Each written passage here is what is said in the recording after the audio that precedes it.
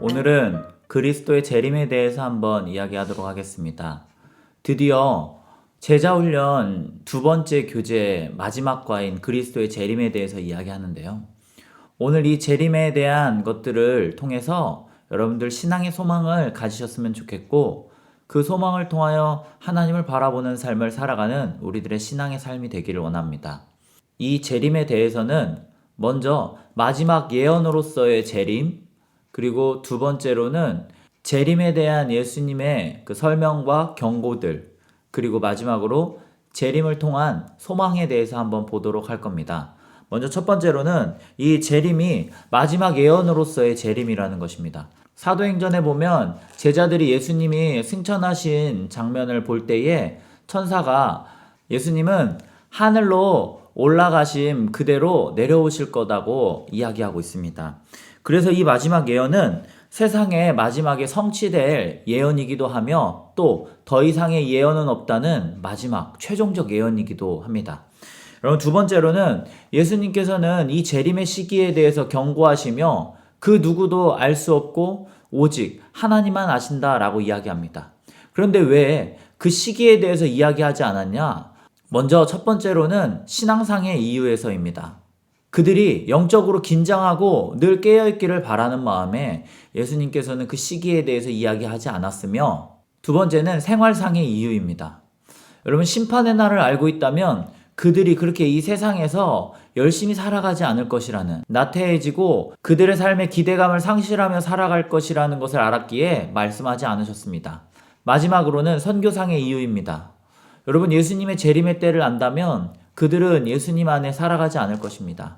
그래서 그 선교상의 이유를 들어 그들에게 복음을 전할 수 있는 그 능력과 또 그 열정을 갖게 하기 위해서 그 때를 말씀하시지 않았다라는 것입니다.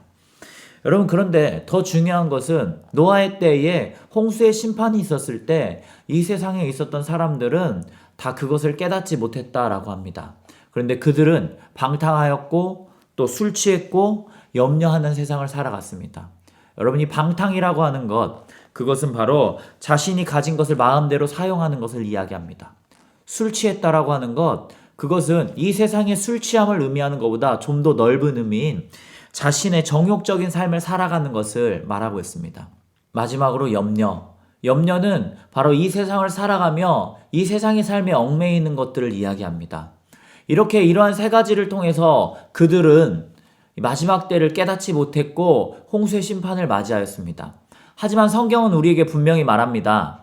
항상 기도하고 깨어 있으라고. 여러분, 바로 그것입니다. 우리들이 마지막 때에 깨닫는 삶을 살기 위해서는 바로 항상 기도하고 깨어 있으면 되는 것입니다. 그래서 마지막 때에 성도들에게는 여러 가지의 일들이 일어납니다.